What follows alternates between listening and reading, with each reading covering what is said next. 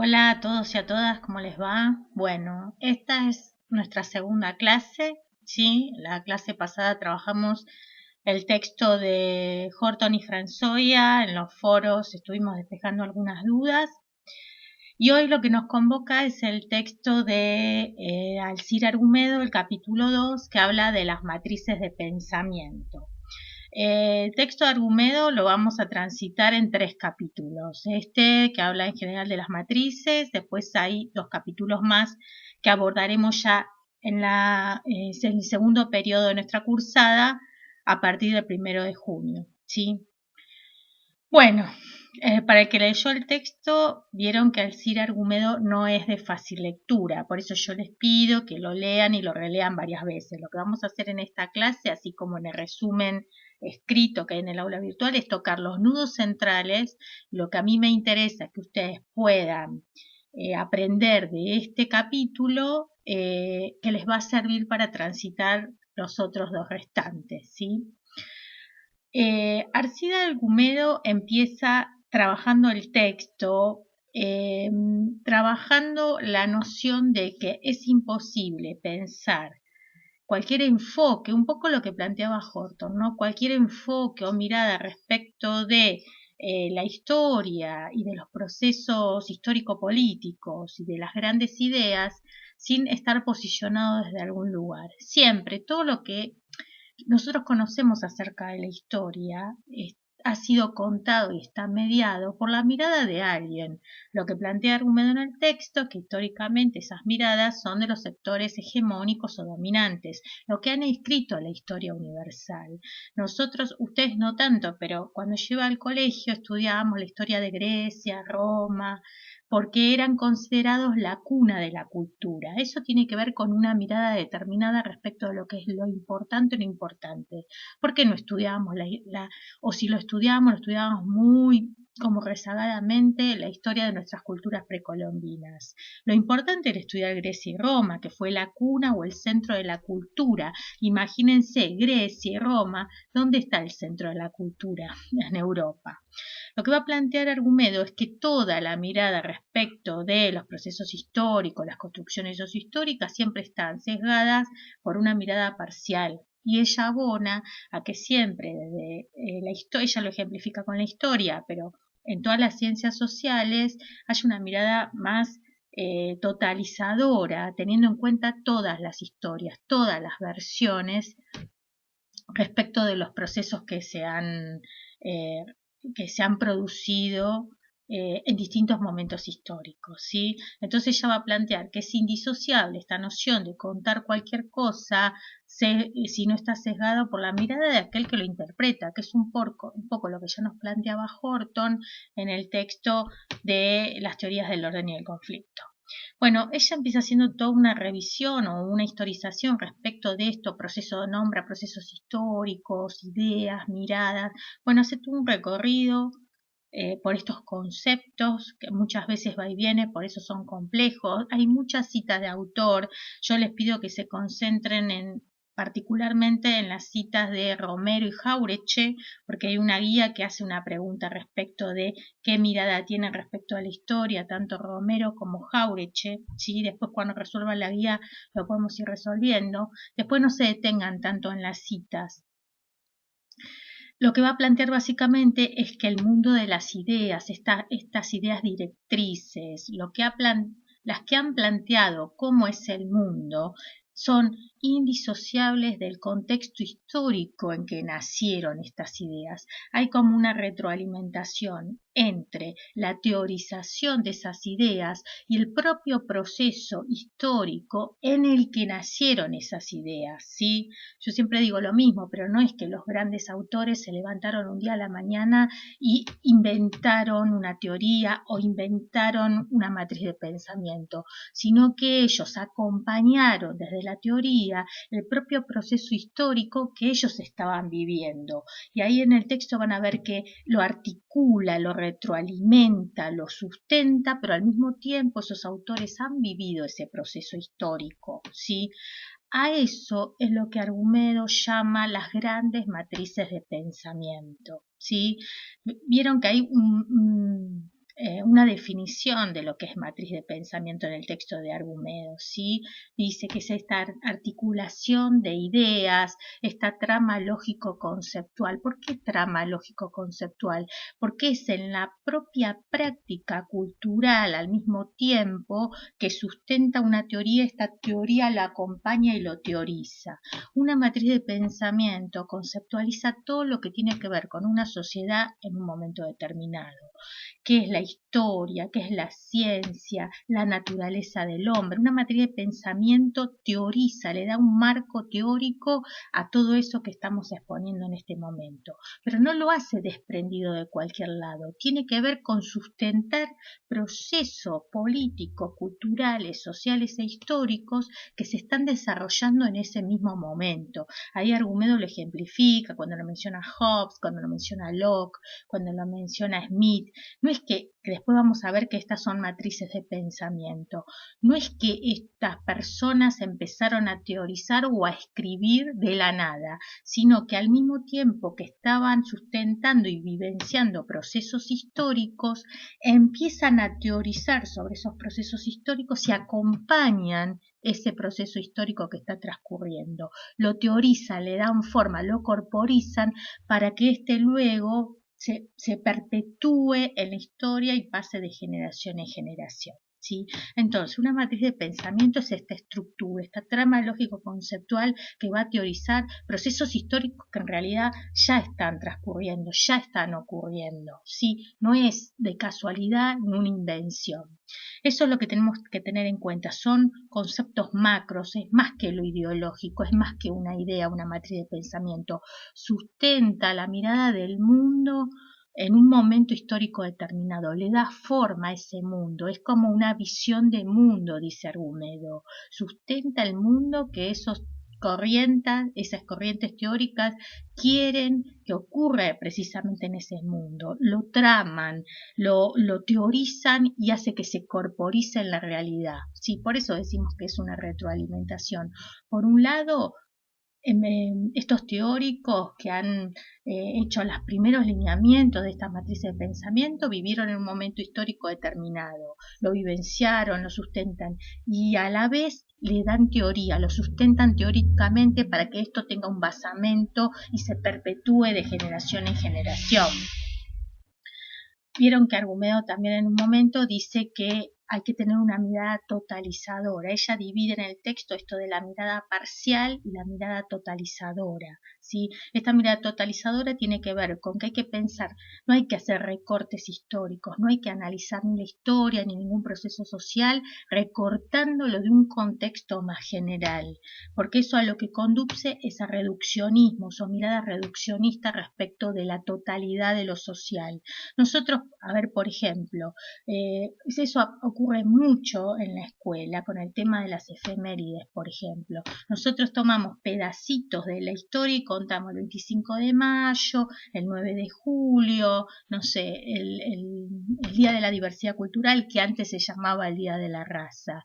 Eso nosotros históricamente, porque en la escuela, después vamos a ver más adelante, que tiene que ver con un posicionamiento y tiene que ver con una estructura hegemónica determinada, ha hecho un recorte de la historia y cuenta la historia a partir de un cuadradito así, cuando en realidad las voces históricas son múltiples. Si nosotros nos posicionamos de contar la conquista de América hace unos años atrás como el Día de la Raza, primero nos estamos posicionando desde un lugar y después también estamos tomando solo la mirada del europeo, en este caso del español, que reivindicaba ese día como la conquista de América o el descubrimiento de América, como si acá no hubiese habido nada, como si acá no hubiese existido nada antes de la llegada de Colón a América. Lo que plantea Argumedo, en este caso con una ejemplificación concreta que ocurre en la escuela, es que nosotros, si tuviéramos que analizar el tema de la conquista de una mirada parcial, nos quedamos con eso.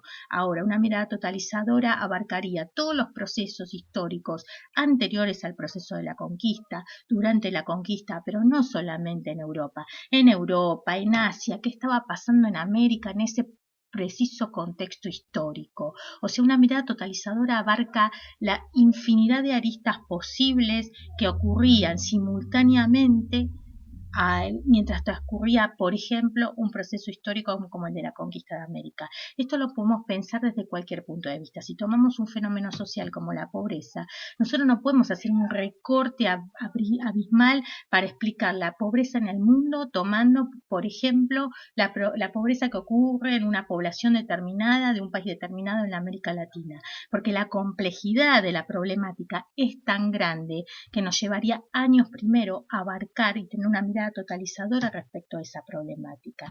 Casi sería inabordable. Lo que pasa que Argumedo plantea es que si no, siempre nos quedamos con una mirada parcial, y el que cuenta la historia, por lo general, siempre son los sectores dominantes o sectores de interés que tienen una mirada sesgada respecto de todas las cuestiones, ¿sí? Entonces, cuando ustedes lean en el texto esto de una mirada parcial y una mirada total, tiene que ver con estas ideas de siempre tener en cuenta aquellas voces que quedan silenciadas en la historia. Esa parte de la historia que vieron que hay un dicho que dice, la historia la cuentan los que ganan, bueno, pero hay otra historia también. ¿Qué pasó con los que perdieron? ¿Qué pasó con los que quedaban relegados en el mundo? Ahí da ejemplos Argumedo de, por ejemplo, cuando menciona la independencia de Estados Unidos, que era la cuna de la libertad, la cuna de la democracia, la cuna de la República. Sin embargo, al mismo momento en que se estaban proponiendo esas ideas de avanzada, había un montón de sectores que no entraban en esa ecuación de libertad, de democracia, porque convivía al mismo momento el proceso de esclavitud en Estados Unidos. O sea, ¿era libertad para todos? No. ¿Era democracia para todos? No. Quedaban excluidos un montón de sectores. Bueno, eso es tener una mirada parcial o una mirada totalizadora respecto de la historia. Entonces, por un lado tenemos las matrices de pensamiento y esas grandes estructuras que generan y dinamizan, por ejemplo, el mundo moderno. Tenemos esto de la mirada totalizadora y la mirada parcial respecto de la historia. Y después una gran distinción que hace Argumedo en el texto es para explicar lo que es una matriz de pensamiento, hacer un paralelismo y una comparación entre la noción de paradigma y matriz de pensamiento. No es lo mismo. Un paradigma en realidad es un instrumento que se generó en algún momento dado y aparece el nombre de Kuhn, lo pueden leer más específicamente, para explicar fenómenos asociados a las ciencias exactas. Un paradigma explica una problemática relacionada con las ciencias más duras en un determinado momento donde la comunidad científica se pone de acuerdo respecto de que algo explica un fenómeno. Por ejemplo, el origen del universo. En determinado momento se pensó que la teoría del Big Bang explicaba la teoría del universo, ¿sí? Cuando ese paradigma o esa explicación ya no responde a los parámetros de la investigación científica a la época, ese paradigma se cae y es reemplazado por otro. No es que conviven ambos paradigmas al mismo tiempo, sino que un paradigma es acordado por una comunidad científica en un momento determinado, cuando ya no explica lo que tiene que explicar, cae y es reemplazado por uno nuevo. Con las matrices de pensamiento no pasa lo mismo. ¿Por qué? Porque el eje de la matriz de pensamiento es todo lo que tiene que ver con lo social. Ahí Argumedo lo menciona como los factores externos, lo político, lo cultural, lo económico, lo cultural. Todo entra en el contexto de una matriz porque son procesos históricos. Entonces no es que una matriz se cae, una matriz tiene continuidad histórica, ¿sí? Se actualiza. Nosotros vamos a ver con las distintas matrices que hay una actualización de las distintas matrices de pensamiento.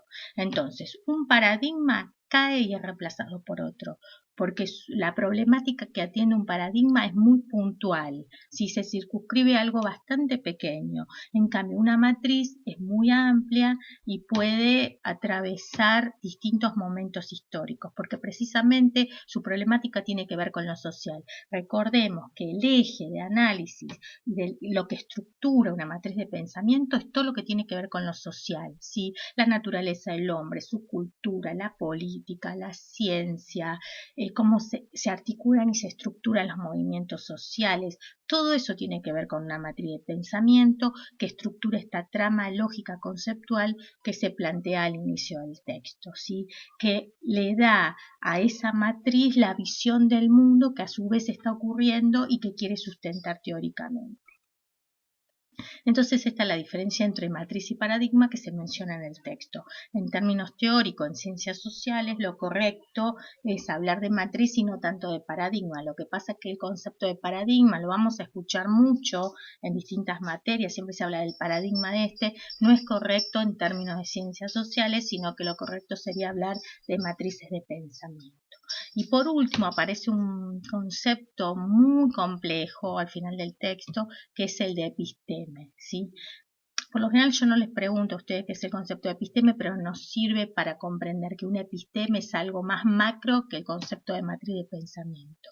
Un episteme genera, ahí dice que es un término que utilizó Foucault y que tiene que ver con algo subterráneo, como un lugar en que se sitúa el individuo. Tiene que ver con una continuidad a pesar de la época histórica respecto de, por ejemplo, la posición de superioridad de determinados hombres por sobre otros.